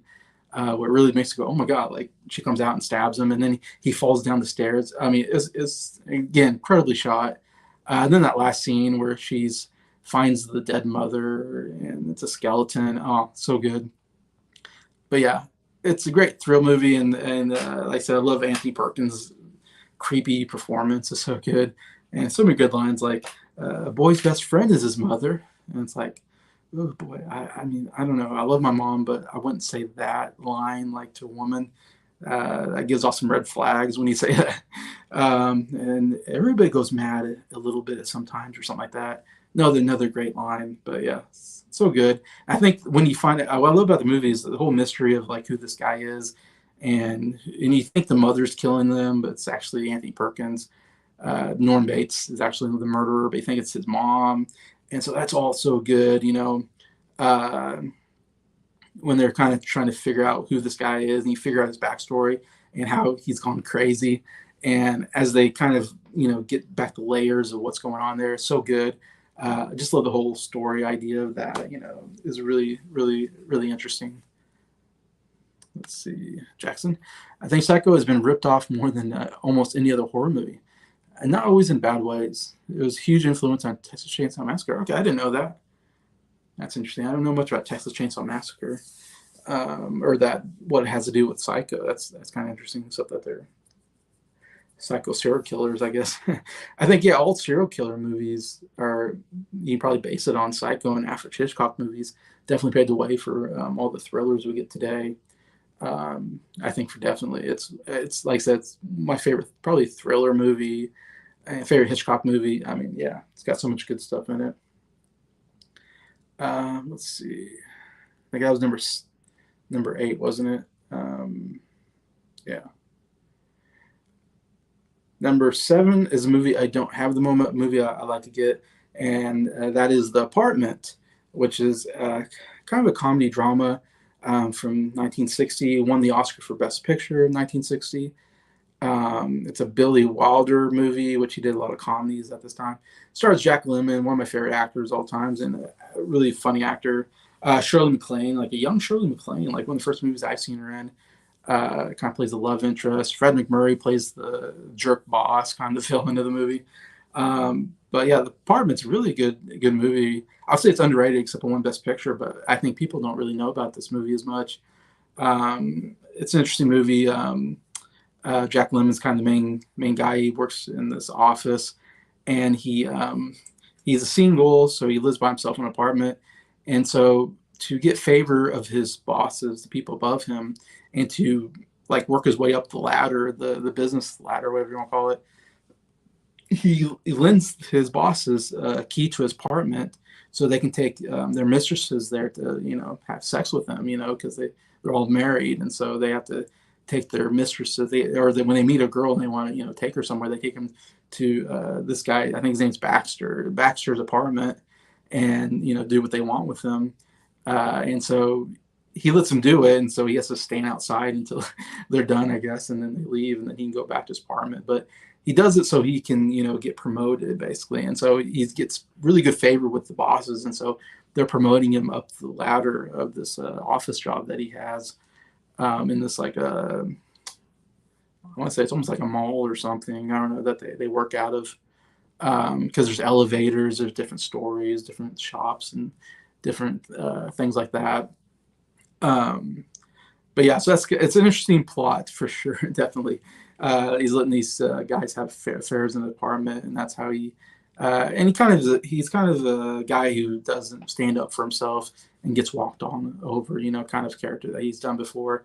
But he's also in love with Shirley MacLaine character, who's the elevator operator. Back in the day, you had somebody in the elevator who worked the elevator for you. They said, I want floor or whatever, and I guess they push a button or whatever they do. For some reason, they need someone in there to operate the elevator. Anyways, and so he's kind of in love with her. He flirts with her. There's a good kind of romantic thing kind of between them, but she's also in love with the boss, but played by Fred MacMurray, but he's married, and he keeps telling her that he's going to leave his wife for her, of course, but he doesn't. And so she gets, actually, it's a comedy, yet there's actually some very dark stuff in it, because she gets really depressed in it, and all this, and there's some dark things that happen, and she breaks the heart of Jack Lemmon's character, in fact, Baxter, and Baxter's upset, but yet he wants to help her because she's depressed and all that. And he's upset over he doesn't know at first that she's having an affair, because she's having an affair with the boss in his apartment. And he doesn't know that until later. And when that gets revealed, it's one of the great reveals of all time. what I love is she has this mirror and it's broken. It's cracked down the middle. And, and early on he says, why don't you get a new mirror? And she says, oh, I like to look at, this is the way I feel. So I like to look at myself in the way I feel, meaning that she feels broken inside. And so she looks at herself in a broken mirror and she likes it because it reminds her, I guess, of how broken she is inside. Anyway, so it's some good stuff like that in there. Doesn't sound like comedy, but I mean, there's some comedic stuff in there. Jack Lemmon's great. Like I said, Shirley MacLaine's pretty good in here as well. But yeah, it's definitely one to check out, I think. If you like good romantic comedy, mixing with some dark stuff as well. Definitely one to check out. The Apartment is in my number 6 spot. Number 7 spot. Number 6 on my list is another, probably my favorite Disney animation. I mean, not Disney animation, Disney live action. My favorite Disney live action movie, and that is Swiss Family Robinson. I have here at number 6. This one's definitely, the more times I watch it, the more it keeps going up my list of favorite movies. Just a solid movie. One that I grew up watching. I know my dad's a big fan, my mom probably too, but I know my dad loves this movie because he watched it back in the 60s. And of course, I grew up watching it as well. It's always a favorite of mine. A lot of cool stuff in it. Of course, you've heard of Robinson Crusoe, about the guy who gets stranded on an island and has to learn to survive. And that's why this is called Swiss Family Robinson. It's a family who's on a ship. They get shipwrecked on an island nobody's at. And it's a mother, father, and 3 boys. And they have animals as well. They have some dogs and a lot of other animals on the ship that they get off. And so then they're trying to figure out how to survive until maybe another ship can come by. And it's a real fun movie. One of the best things is they make this cool tree house. It's like the coolest tree house ever made. And when they showcase that, I always loved that as a kid, dreamed about living in a tree house. Like, oh, it'd be so cool to live in a tree house on an island, kind of thing. That's always really cool. There's this. They also the two oldest boys, and there's a lot of great Disney actors here. Of course, John Mills is the dad, who is Haley Mills' father in real life. Dorothy McGuire, great actress, who plays the mother. Then the sons, you got James MacArthur, a really good Disney actor, and I've seen him mostly in Disney stuff, but really solid actor. He plays the oldest son. Tommy Kirk is always kind of annoying. He's in a lot of Disney stuff too, like Old Yeller and Shaggy Dog, and he's kind of an annoying character. It's probably my least favorite character, maybe.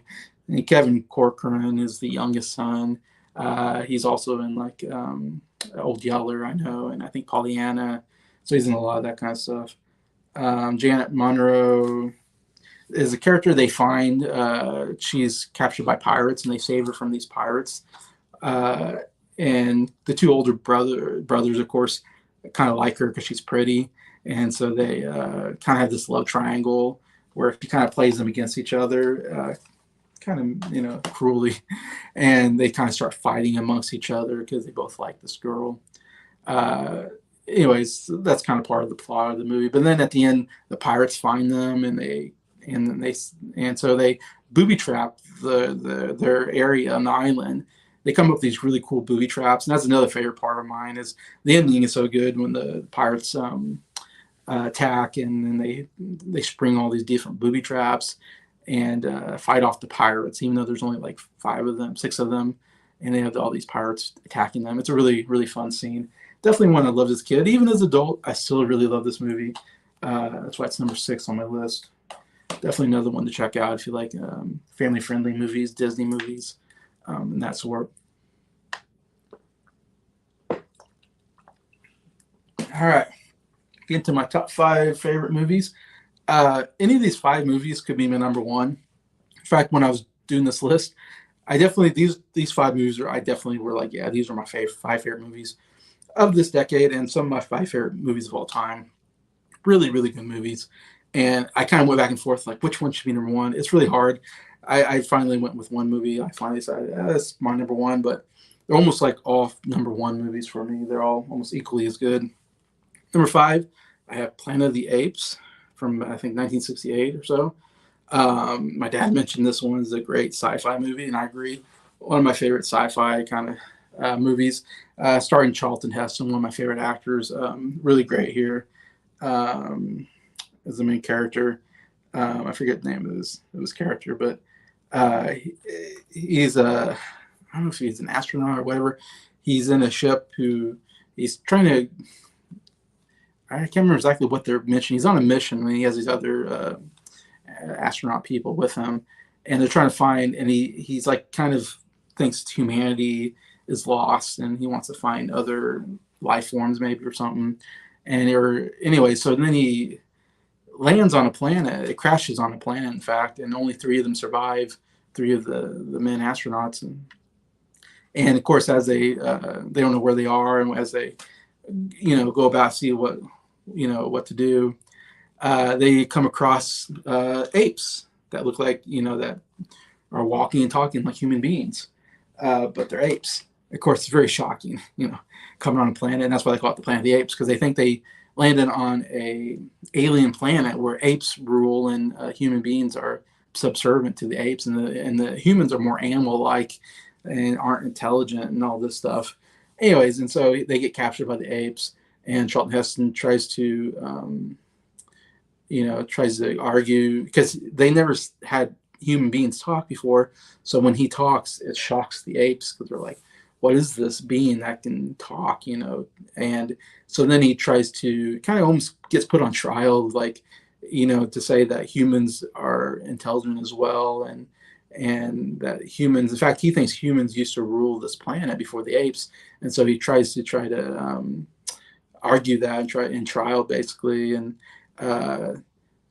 and comes up with all this evidence, basically, that humans used to be intelligent and used to rule the world, but got taken over by apes.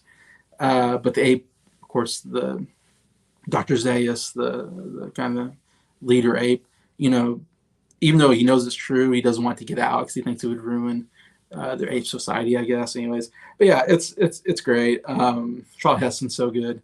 Ape makeup is amazing. Even today, when I watch it, I think I love this ape makeup. I'd rather it's ape makeup costumes than CGI. Like when I see Planet of the Apes, and even though the new Planet of the Apes are actually pretty good, though the CGI is really, really good. Like the Rise of the Planet of the Apes and the Dawn of the Planet of the Apes. I mean, it's really good CGI, but I really like the makeup work and the costuming of these early. I mean, it's absolutely amazing.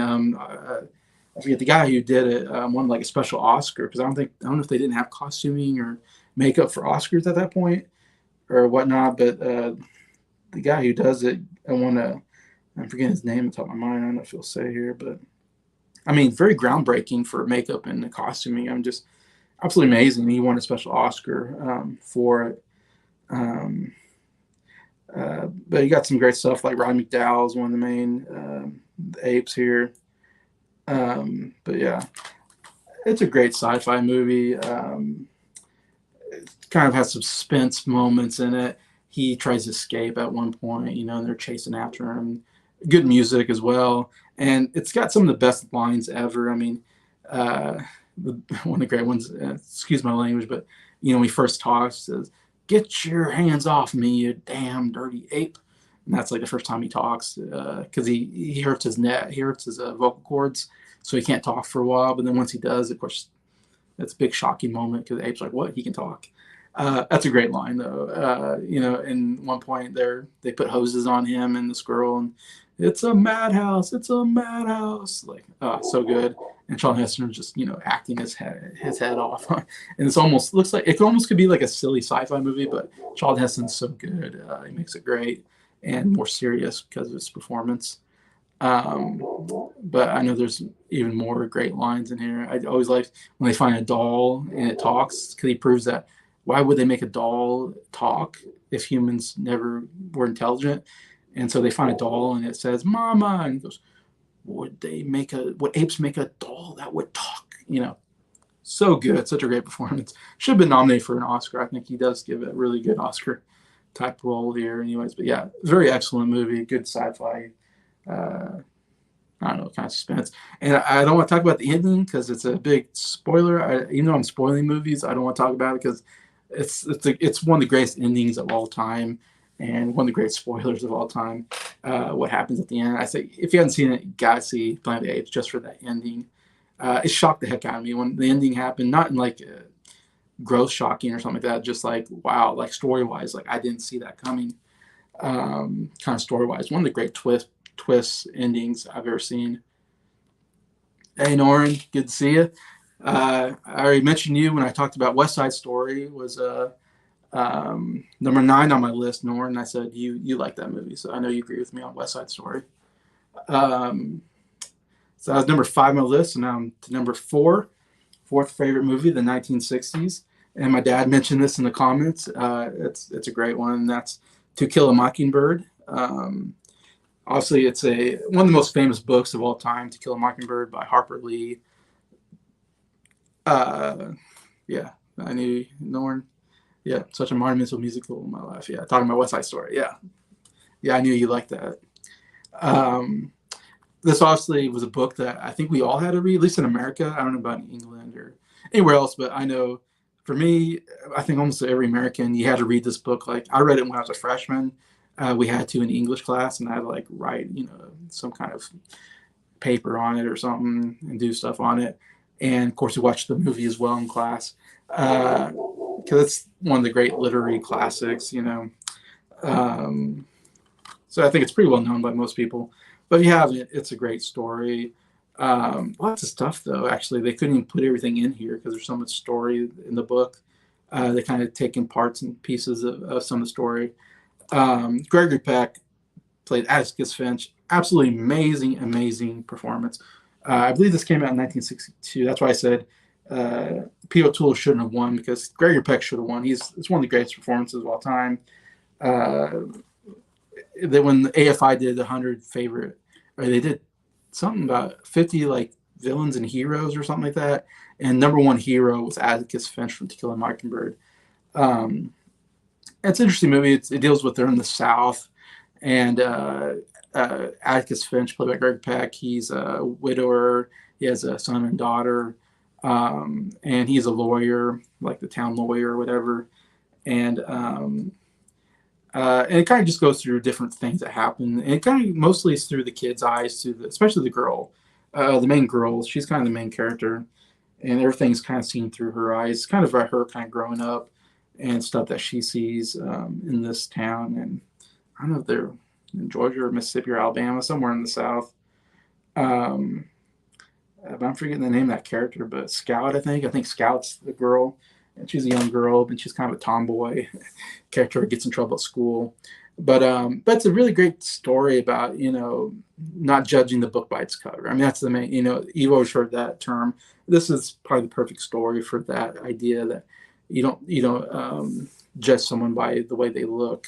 And the best part of, there's 2 kind of big stories, I suppose.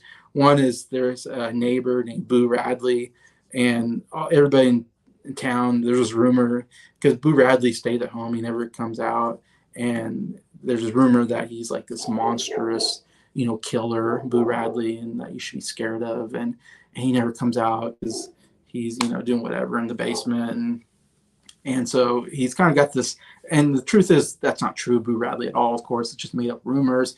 And so everybody made this myth about him, and there's a couple of times where they go over to the house to try to see if he's there, and then they run off. There's a really kind of scary moment where they think he's chasing them, and they're trying to run back to their house or something like that. It's a great scene. Of course, you find out that Boo Radley is actually a nice guy. He's just maybe mentally not there, all there, whatever. He's got some mental issues or whatever. Played by first role by Robert Duvall. Robert Duvall's very first movie, playing Boo Radley. And he's only in it for a short amount of time at the end. But it's really cool seeing one of the great actors there in that role. But that's a good story about, like I said, not judging, because everybody made up these stories of this guy because he's mentally handicapped, I guess you should say, in some way, and so he gets kind of bullied in that sense, and so they make up this thing that he's this monstrous character that you have to be scared of, but he's actually a nice person. Anyway, so that's always a great storyline. The other great storyline, of course, deals with race. There's a guy who's put on trial who a girl says that he raped her, and the guy's black, and he's working for this family who's extremely racist. I mean, and this is during a time where there's in the South, people were really, really racist, and this family was horrible, horrible family. I forget the name of the character now, but the guy who's put on trial, he obviously didn't rape the girl. In fact, she tries to kiss him to because the dad beats her. The dad's horrible human being who beats her, and so to get back at her dad, he kisses him or something like that. But then he runs off because he knows, oh no, like he's in trouble. You don't deal with white women or white people at all like that, especially white women. You get killed for that kind of stuff. And so she makes up the story that he raped her, and so he's put on trial. And of course, everybody thinks he's guilty just because he's black. And so it's this great moment, of course, where Atticus Finch takes on. Nobody else will take on the case of this guy because everybody thinks he's guilty just because of the color of skin, and yet he fights for him because he knows he's innocent. And of course, it's this great message of course, everybody should get a fair trial. And of course, racism is terrible, and it's about fighting for those who are persecuted or downtrodden, or it's about doing what's right. You do what's right, even if everybody else is against you. You fight for what is right and just, anyways. And so it's such a great story and great message overall. And the trial scene is my favorite scene in the movie. It's one of the best trial scenes ever in a movie, where he's defending this individual who's very wronged in this moment, and everybody knows it. But because he's black, they're willing to, I don't know, put him in jail or probably hang him or something, just because of the color of skin. And it's such a great, Gregory Peck, absolutely amazing. He gives some great performances here, and absolutely, and it's so brilliant how he proves that he couldn't have done it. And the girl's lying. And there's the girl that says he raped her. She has some great moments on the stand, and the guy played by I want to say his name's Brock Peters, who plays the guy on trial. He gives a really, really great performance on the stand as well. Anyways, and yeah, it's great. And of course, one of the great moments in the movie. Where I'm spoiling the movie, but even though it's obvious that he's innocent, the jury still finds him guilty, and it's a really sad moment. But all the black people have to sit up top. They can't sit with the white people, so they're sitting up in the balcony.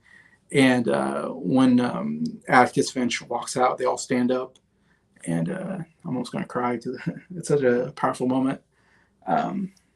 For the Atticus Finch character, because for what he's doing for them, and standing up, even though he's putting his own life on the line, of course, as well. Standing up for them, for what is right, and it's a good message. Stand up for what is right, even when everybody's against you, and even when you're risking your livelihood and all that, you should still stand up for what is right. Anyway, so really powerful message, really great movie, pretty good book as well. Norrin, I read it, I believe, in middle school and in high school, saw the film. Yeah, I think we all did in America. I'll be interested in anybody from England I don't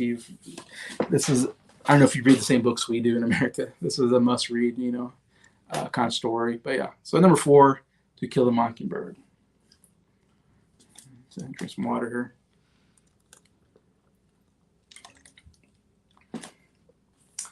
Number 3 movie, I feel like it's an underrated movie maybe not a lot of people know about. Another absolutely amazing. I love trial movies and court movies, and this is one of the greatest of all time, and that is Judgment in Nuremberg. I want to say 61, 1961. Nominated for Best Picture. Won an Oscar for Maximilian Schnell, who wasn't a big actor at the time, and he was it's this movie about putting Nazi judges on trial for war crimes, basically, after World War II. And so they put a number of judges is on this trial, and it's a like a it's a I don't know, what do you call it, I don't know, it's a military court or something. The three judges, there's three judges. There's no jury. It's three judges that get to decide if if they're guilty or not, or what happens to them. So it's a different kind of court system. It's more international because it deals with Germany. And I don't know if all the three judges are American or they're different nationalities.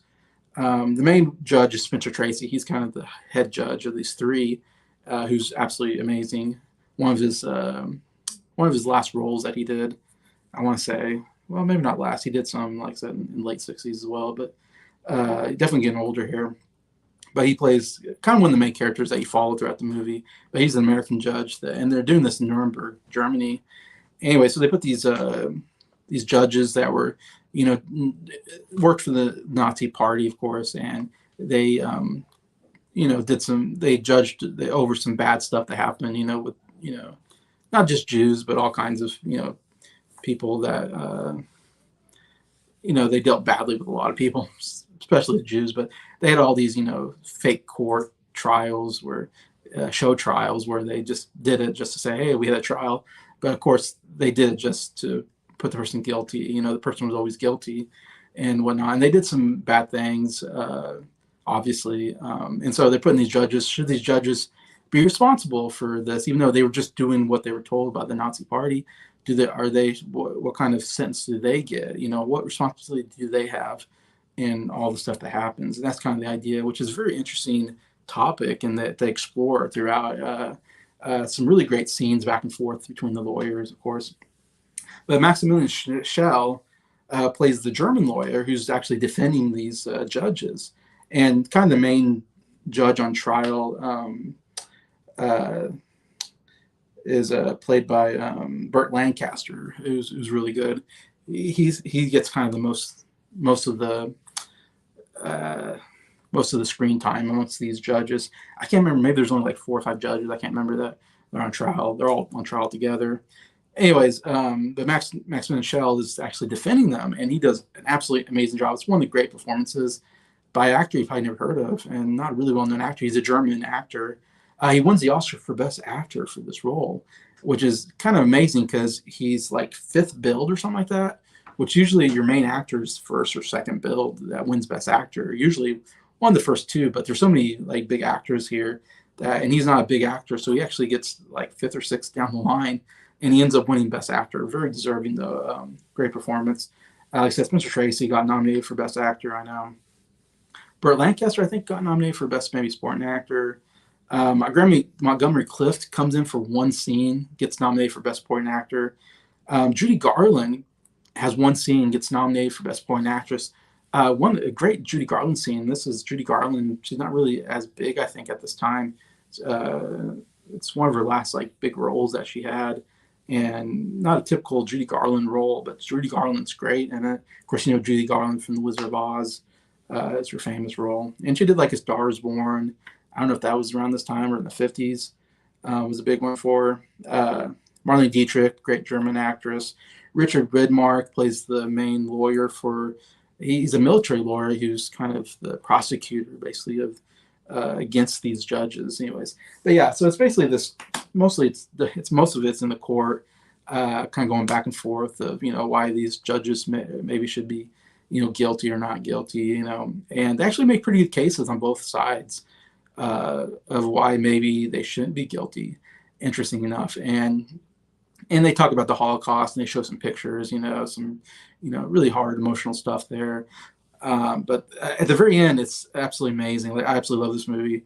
At the very end, there's like just one great moment after another. Burt Lancaster plays this judge who doesn't talk throughout the whole movie. He doesn't talk. He just stays silent. So you're kind of wondering what's going on. But he decides at the end to take the stand. And he has this amazing, this long monologue. It's absolutely amazing and great acting where he talks about, what happened. And he's kind of one who kind of admits guilt, basically. Like all the other Nazi judges are like, we did nothing wrong. We just did what we were told to. We were just, doing it for the benefit of the country, He was the one that kind of was like, yeah, we should have known better. And, so he has this great moment. Then after his moment, Maximum Shell gets up and gives this really great defense of what just happened. And he gives this really amazing monologue. And you're just like, wow, it's just a great 1-2 punch of acting from Burt Lancaster and Maximum Shell. You're like, wow, those are two great performances and great monologues, uh, lots of emotions, and really great moment. If you like acting, this is a movie that you'll like, because this is some of the best actors like put together. Some of the best acting put together, I would say. And William Shatner actually has a small part in the movie as well. It's one of the first, I think, probably movies I ever saw William Shatner, because this is 61. He didn't come Captain Kirk until like 66, 67. I think Star Trek is in 1967. So, you're talking 6 years before William Shatner is even a thing at the moment. So it was kind of cool seeing him as well in a small part in this movie. But and then after that, the judges kind of talk about what they think, should they be guilty or not. And then Spencer Tracy gives this great monologue at the very end, what he thinks, that they're guilty or not, anyways. And it's a really great moment. And I, of course, kind of side with him. I think they should be guilty. If you sit around and let bad things happen, don't do anything, you're kind of guilty as well. Anyways, and that's kind of where it's going at, the movie. But yeah, it's amazing movie, amazing acting in it, great courtroom drama. Judgment Nuremberg. I can't recommend enough, because I doubt many people seen this movie. You got to see this movie.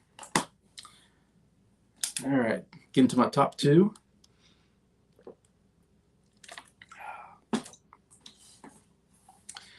Number two, probably my favorite, I guess my favorite comedy of this decade. It's a very interesting comedy, and that is Dr. Strangelove, or How I Stopped Worrying and Loved the Bomb. That's the full title. I like to call it just Dr. Strangelove. Gets a lot simpler than saying the whole title. It's kind of crazy. This is a Stanley Kubrick film, I believe from 1964. Yeah, 1964. I got the Criterion Collection here. Really cool Blu-ray. If you've never heard Dr. Strangelove, it is a kind of a crazy comedy satire. It's a satire comedy dealing with a really serious subject matter, but doing it in a comedic way, yet kind of still scary in a sense, which is dealing with nuclear war. During the time of Cold War era, with the Russians, Russians have nuclear warheads, we have nuclear warheads, and this whole idea is like, well, we're not going to attack Russia because Russia could hit us with nuclear weapons, and Russia won't hit us because we could hit them back. So it's this thing where we're kind of at a standstill, but yet there's some, we're still scared. What if the Russians do attack us? What would happen? Catastrophic, things would happen if we got into a nuclear war or something. To this day, we still do not want to get into, and something talked about. It was definitely very heightened. Of course, 1963, we had the Cuban Missile Crisis with John F. Kennedy. So it's definitely something very much on the minds. And this is based off of a book about it, but it's not a comedy book. It's a very serious book about nuclear. What if?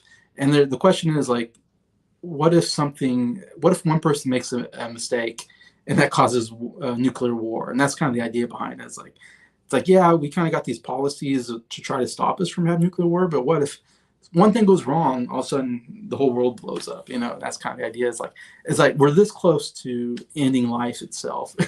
And it's kind of a scary thought to think that, like, something bad could happen and we'd all would die, and it'd be a really horrible death. So definitely something on the mind in 1964, obviously, during the Cold War.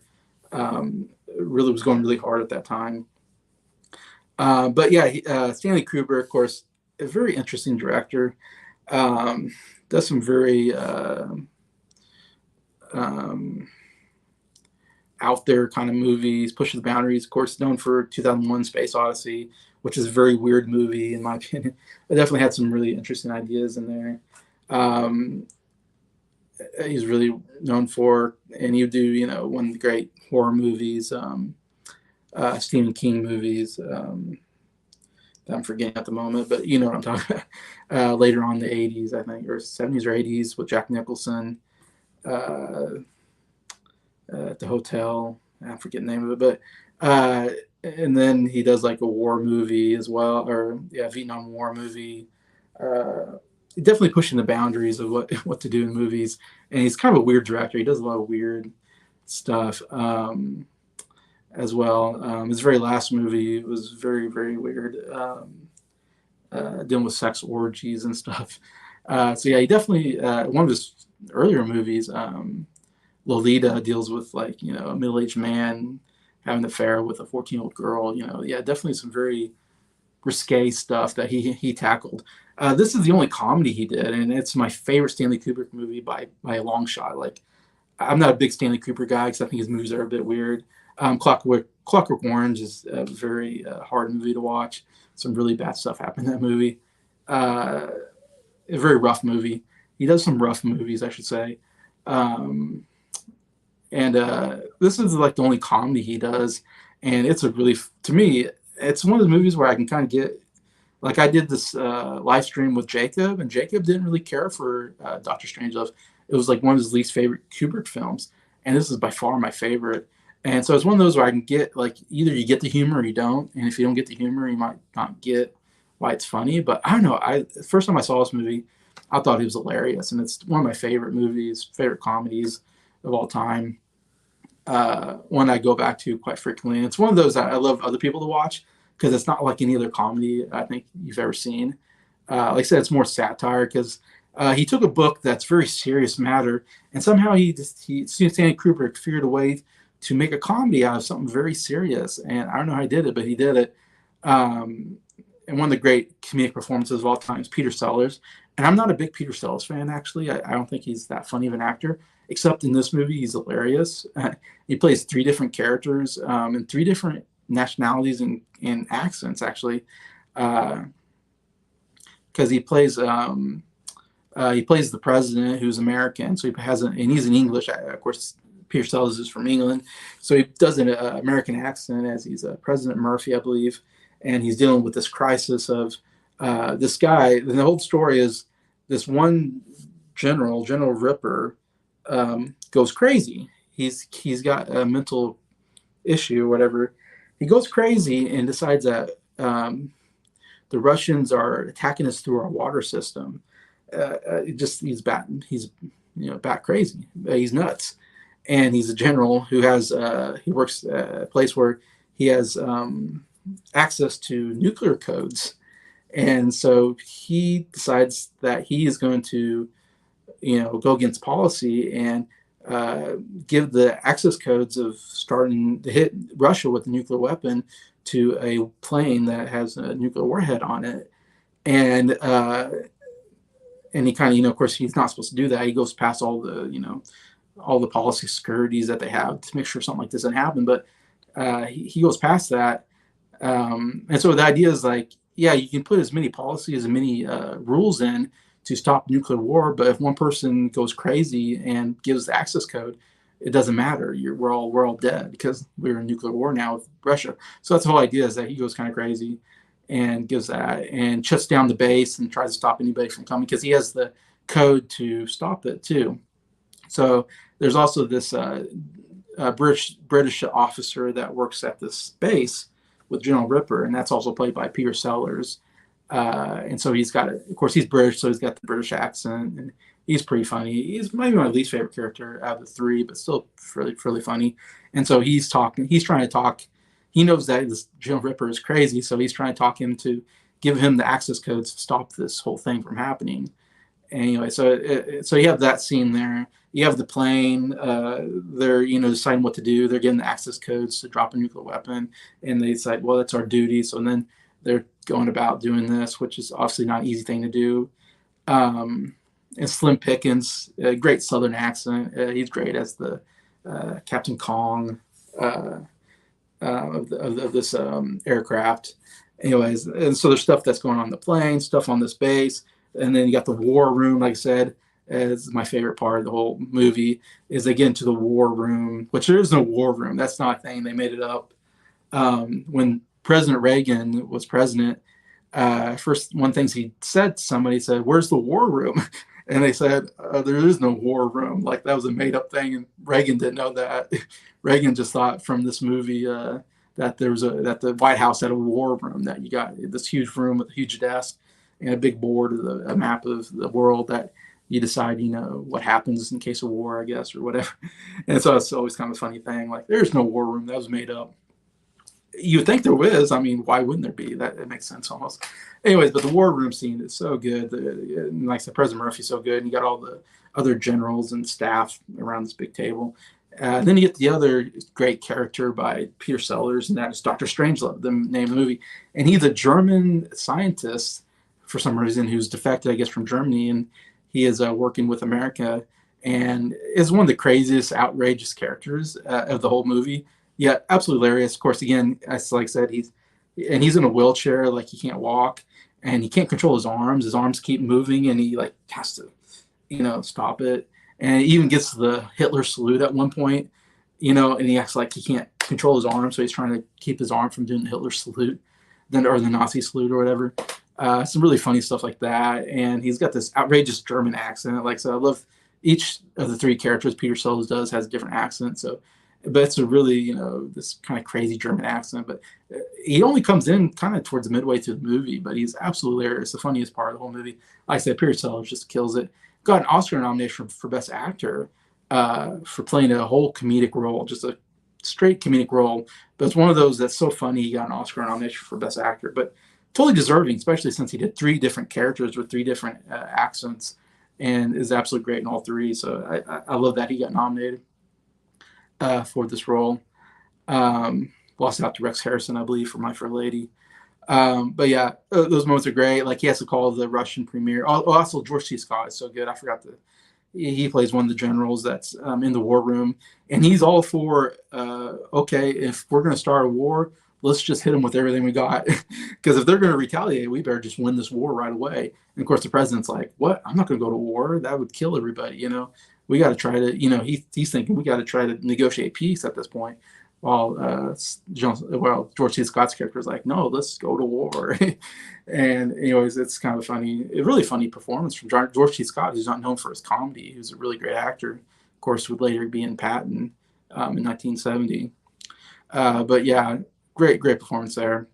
But I love he has to call the Russian premier and be like, somebody did a silly thing. He's trying to figure out how to talk. It's such a funny, because you only hear his side of the conversation, you don't hear the other side. So you're trying to judge what's going on the other side just by his reactions, which is I love that kind of humor. It really works, and he does such a good job. Peter Sellers, this whole trying to break it to him that we got a plane that's going to drop a nuclear bomb on you, which is a very serious thing. But he's trying to ease into how do you ease into that kind of conversation? That's the hardest conversation to ease into. We're attacking you with a nuclear weapon, and one of our generals did a silly thing, just a silly, and he's going through. Well, I'll tell you, Dmitri. He dropped the bomb on you. The bomb, Dmitri. The atomic bomb. And it's just so funny the way he's trying to explain it to the Russian premier. He's like, will you let me finish, Dmitri?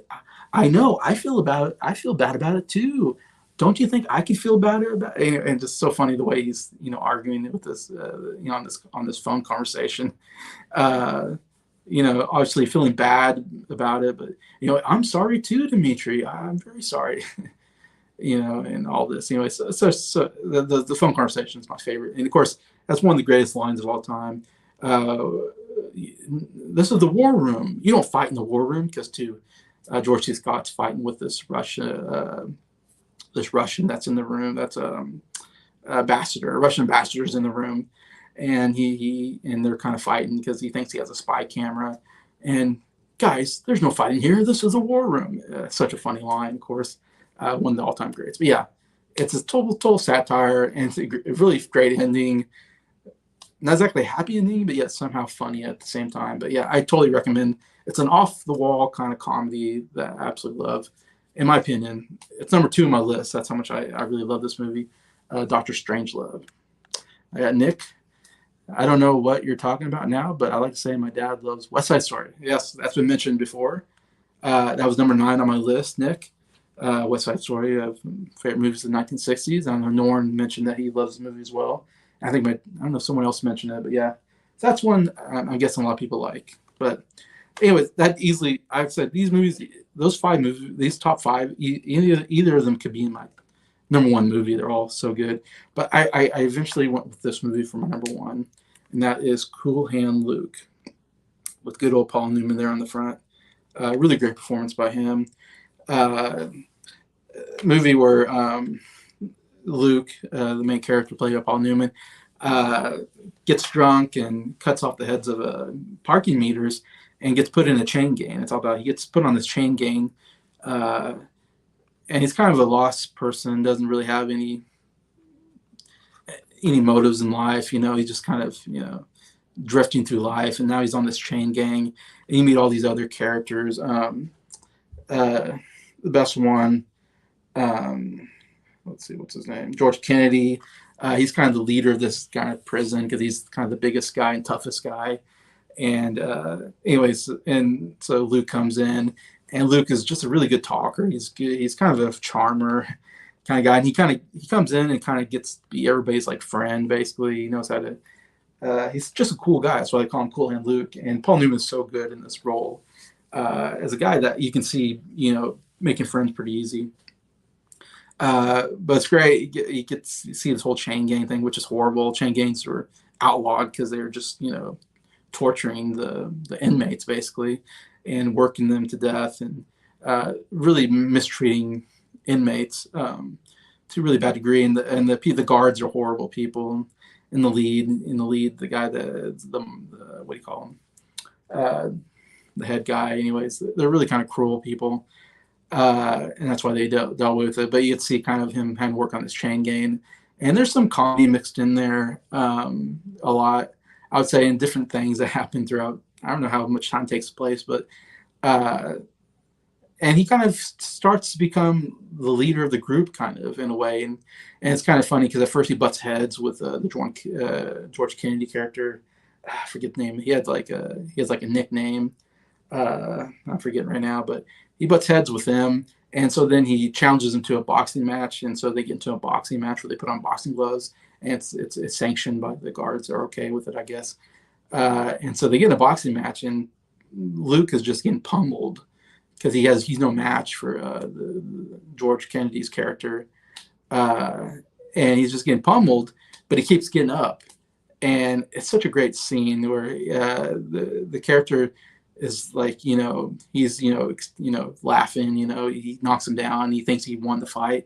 And then Luke slowly gets back up, obviously, he's defeated, but yeah, he won't give up. So he gets back up and he's like, what, you're defying me? And he knocks him back down. He gets back up. And then after a while, he kind of starts feeling bad for him because he starts going, man, just stay down. Like, stop getting back up, and everybody starts getting kind of, scared because like this guy might get beaten to death because he keeps getting back up and won't stay down like he normally would. But it was kind of this cool moment of like him showing this, don't quit attitude.